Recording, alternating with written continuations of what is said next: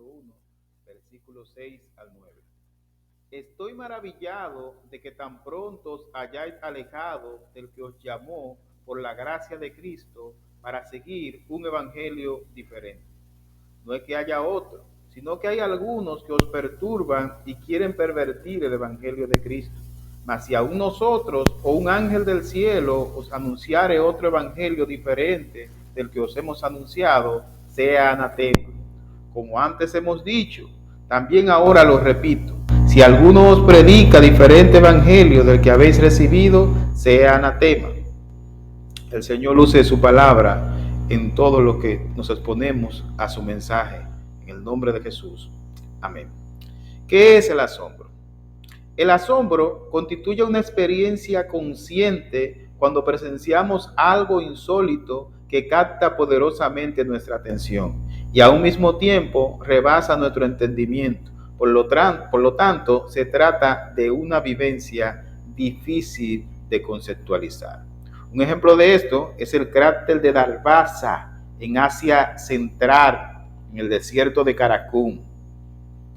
Hace décadas, lo que según se cree era una expedición científica en busca de petróleo, un equipo de científicos descubrieron en el desierto de Karakum, un país de Asia Central llamado Turkmenistán, una fuga de gas natural e instalaron allí una base científica, pero con el tiempo la tierra se hundió con todo y equipo, provocando un gran agujero del tamaño de un estadio de fútbol.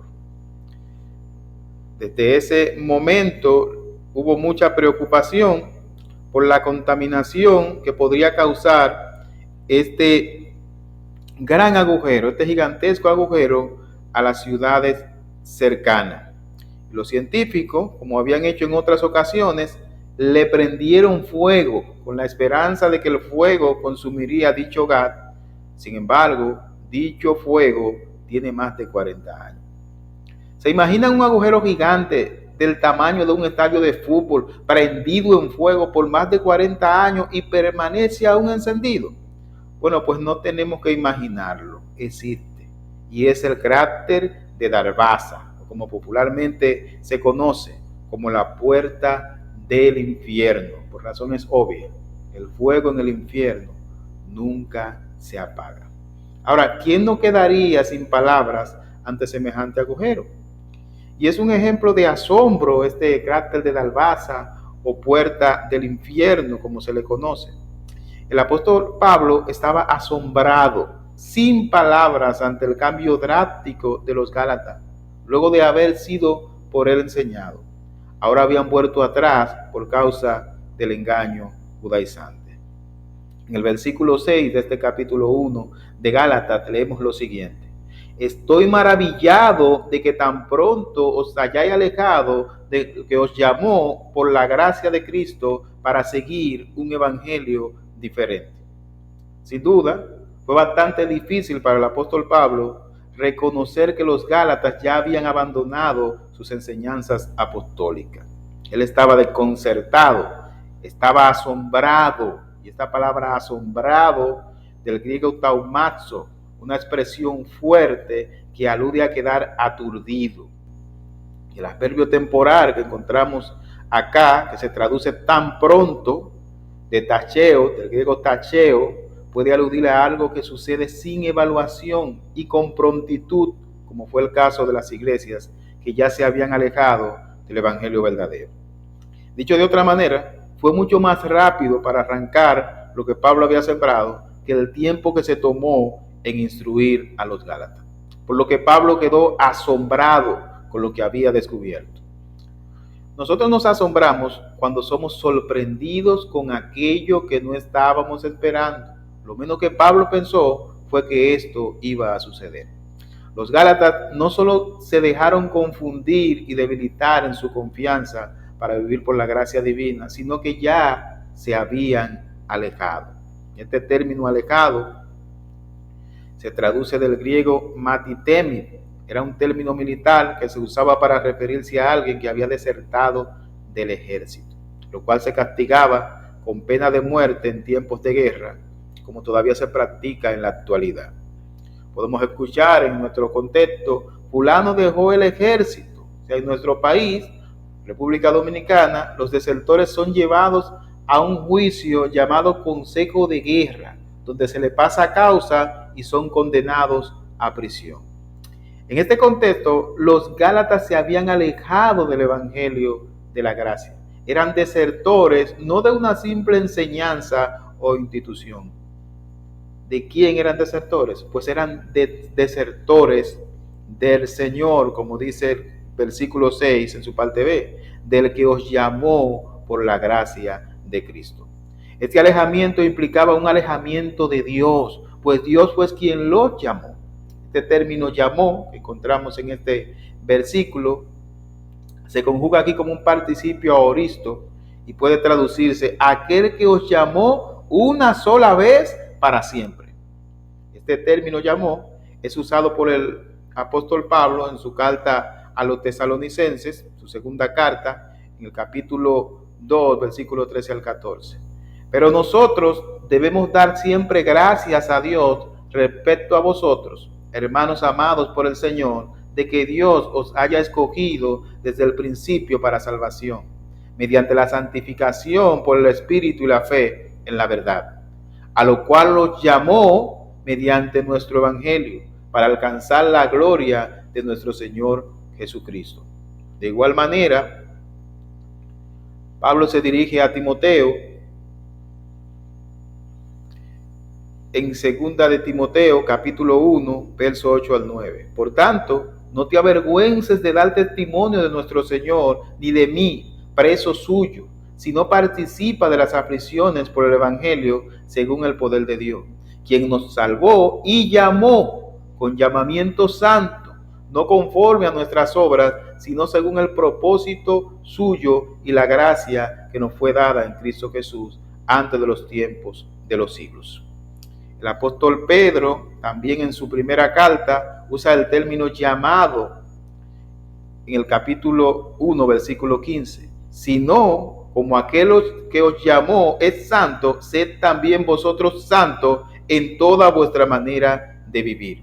Los gálatas habían sido llamados por Dios por medio del evangelio de la gracia de Cristo. Dice un autor, la gracia de Cristo es el acto soberano y gratuito que Dios realiza en su amor y misericordia al conceder salvación por medio de la muerte y resurrección de Jesús, sin importar qué sean o qué puedan hacer los hombres, y al mantener esa salvación hasta la glorificación del creyente. El evangelio de la gracia es el único digno de llamarse evangelio. El término evangelio quiere decir buenas noticias. Sin embargo, los gálatas no solo se dejaron engañar, sino que también se alejaron para seguir lo que Pablo llama un evangelio diferente. Los judaizantes promovían este evangelio diferente, un medio del todo contrario e ineficaz para justificarse delante de Dios. Como hemos dicho, los maestros judíos enseñaban que era necesario llevar a cabo los requisitos de la ley para ser un verdadero creyente de Jesucristo.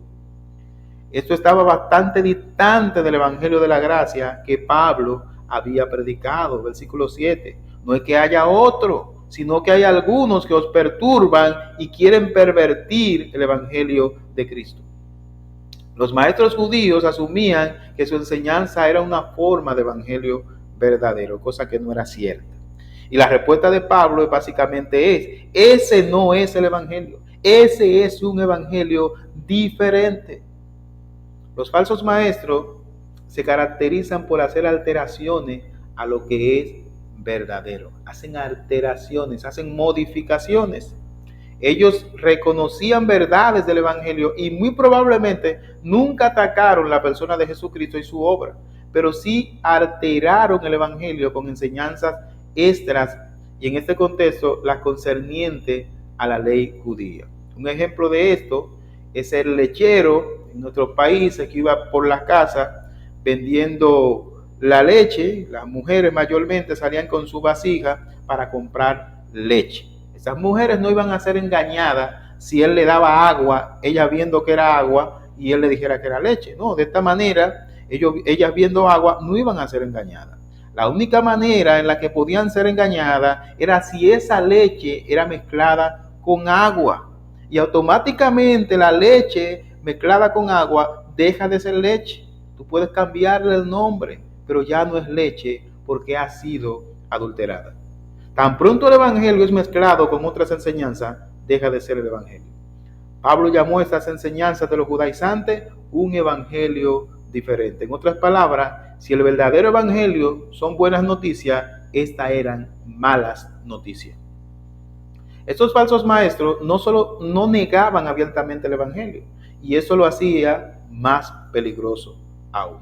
Y Pablo se refiere a los falsos maestros como perturbadores, sino que hay algunos que os perturban. Y la expresión os perturban de la traducción griega tarazo, cuyo significado literal es sacudir con vigor de un lado al otro para así crear agitación y trastorno. Los maestros judíos estaban buscando crear confusión en cuanto a las enseñanzas del verdadero evangelio.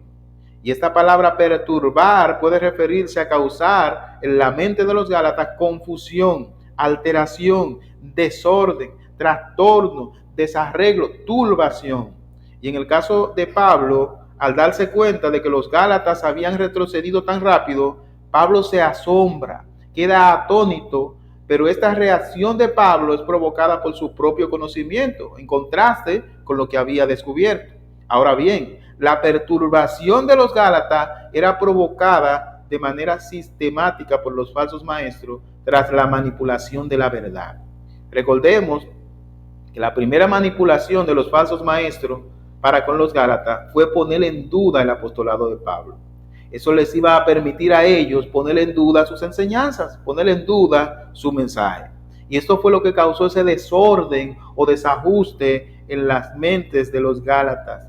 Y esto, sin lugar a duda, le permitía a los maestros judíos poder pervertir el evangelio de Cristo. Matatrepo, se traduce la palabra pervertir y comunica la idea de convertir algo en su opuesto, de distorsionarlo e invertirlo al punto de corromperlo. Cualquier destello de la ley que fuese añadido bastaba para pervertir el verdadero evangelio de Cristo. Recordemos, en el siglo XVI, la carta a los Gálatas fue apreciada por los reformadores, pues la Iglesia Católica enseñaba, y todavía enseña, un evangelio basado en las buenas obras. Las buenas obras son un resultado del verdadero evangelio, pero el evangelio no es el resultado de las buenas obras. Como pueden ver hoy, nosotros observamos en nuestro contexto un evangelio diferente. No solo la Iglesia Católica enseña un evangelio de obras, también dentro del protestantismo observamos lo que en teología se conoce como sinergismo. Y el sinergismo plantea que la salvación se efectúa a través de un trabajo conjunto de Dios con el hombre. En el siglo V hubo una gran controversia con las enseñanzas de un monje llamado Pelagio, que enseñaba que el hombre tenía libre albedrío para aceptar a Cristo como Salvador. En ese sentido, la salvación se efectuaba en conjunto con la voluntad del hombre más la gracia de Dios. Esas enseñanzas fueron declaradas como herejías en el Concilio de Cartago, mientras Pelagio fue expulsado, excomulgado de la iglesia. Y estas enseñanzas son bastante parecidas a las enseñanzas de un teólogo llamado Jacobo Arminio, cuyos seguidores a lo largo de la historia han sido llamados arminianos. Y para que tengan una idea de lo que estamos hablando, uno de los planteamientos de las enseñanzas de Arminio es que la salvación puede perderse. Y es entendible. Si el hombre tiene participación, es lógico que si está en la mano del hombre, esté en peligro de perderse. El arminianismo compone la base de las enseñanzas de la mayoría de las iglesias pentecostales y unas que otras bautistas del día de hoy. Efesios capítulo 2, 8 al 9 dice lo siguiente: porque por gracia sois salvos por medio de la fe, y esto no es de vosotros, pues es don de Dios, no por obras, para que nadie se gloríe. sea, Pablo establece en los versículos siguientes que la veracidad del Evangelio no descansa en ninguna persona ni en la obra de ninguna persona. Versículo 8. Mas si aún nosotros o un ángel del cielo os anunciare otro evangelio diferente del que os hemos anunciado, sea anatema, sea maldito. Probablemente algunos de esos falsos maestros tenían algún peso social, eran personas de cierta alcurnia, quizás eran provenientes de la iglesia de Jerusalén, y esto le daba cierta credibilidad. Y estas palabras de Pablo se dirigen contra todo tipo de distorsión del evangelio de Cristo. Dice Pablo, si aún nosotros o un ángel del cielo os anunciare otro evangelio diferente del que os hemos anunciado, sea anatema. O sea, cualquiera que predique otro evangelio, no importa quién sea, cómo se llame, si soy yo o los que están conmigo, incluso si fuese un ángel, está bajo maldición. Y muchos falsos maestros hoy día son agradables, son carismáticos, tienen una buena dicción, hablan bonito, ¿verdad? Tienen muchos seguidores y son muy conocidos, muy famosos. Sin embargo, todo aquel que predique otro evangelio es un falso maestro y está bajo maldición. Dice 2 de Corintios capítulo 11, versículo 14. Y no es maravilla, porque el mismo Satanás se disfraza como ángel de luz. Los judaizantes habían tergiversado el evangelio, partiendo de los requisitos de la ley. Pero la maldición es contra toda tergiversación del evangelio. No importa si eran los requisitos de la ley, no importa quién sea ni cómo se llame. Si altera el evangelio de Cristo, está bajo maldición. Entonces, en ese sentido, las enseñanzas de un evangelio de obra están bajo maldición. Pero las enseñanzas de un evangelio de la prosperidad también están bajo maldición. Pero una enseñanza que promueva también un pastorado femenino, como el día de hoy, también está bajo maldición. Deformaciones del evangelio, como los adventistas del séptimo día, el mormonismo, testigos de Jehová, etcétera, etcétera, están bajo maldición. Pablo quiere dejar claro esta verdad tocante a la maldición por predicar un evangelio diferente. Y la mejor manera de enfatizarlo es repitiéndolo. Por lo tanto, lo repite en el versículo 9. Como antes hemos dicho, también ahora lo repito, si alguno os predica diferente evangelio del que habéis recibido, sea anatema. O sea, lo mejor que podemos hacer para evitar que el error entre a nuestras iglesias es conocer el evangelio. Y el evangelio no es una enseñanza más. El evangelio son las buenas noticias de que en Cristo somos librados del presente siglo malo, de este mundo que está bajo el maligno. En Cristo somos apartados como ciudadanos del reino que Él fue a preparar para todos los que creen en su nombre. En Cristo hemos sido librados de los dominios de Satanás. Si podemos alcanzar la salvación por medio de nuestras buenas obras, como plantean estos movimientos y estas enseñanzas, entonces el sacrificio de Cristo habría sido en vano, no hubiese sido necesario. Es solo en Cristo y a través de Cristo que hemos sido salvos. Tú y yo no decidimos seguir a Cristo, como dice un himno por ahí. Dice Efesios capítulo 2, versículo 1. Y Él os dio vida a vosotros cuando estabais muertos en vuestros delitos y pecados. La humanidad caída está espiritualmente muerta y no puede hacer nada para salvarse a menos que Cristo le salve. En dichas condiciones es Cristo quien nos da vida. Así como Lázaro fue llamado después de 4 días en descomposición e incapaz de hacer nada a su favor. Sin embargo, cuando Cristo lo llamó, todo su ser se compuso a la voz de nuestro Salvador. De igual manera está el hombre sin Cristo. No somos nosotros que decidimos salvarnos, es Cristo que nos da vida de acuerdo a su voluntad. Fue Cristo que vino a nosotros a salvarnos de la merecida llama del infierno y preparar un lugar especial para nosotros que ojo no vio ni ha visto jamás. Si Él te ha llamado hoy, tú vas a venir a Él en arrepentimiento y fe. Nuestro deseo es que Él te llame, pero Él actúa en su soberana voluntad y en su gracia. Ese es el evangelio. No aceptes otro más. Dios te bendiga y ojalá Dios te haya llamado y puedas venir a Él en arrepentimiento y fe.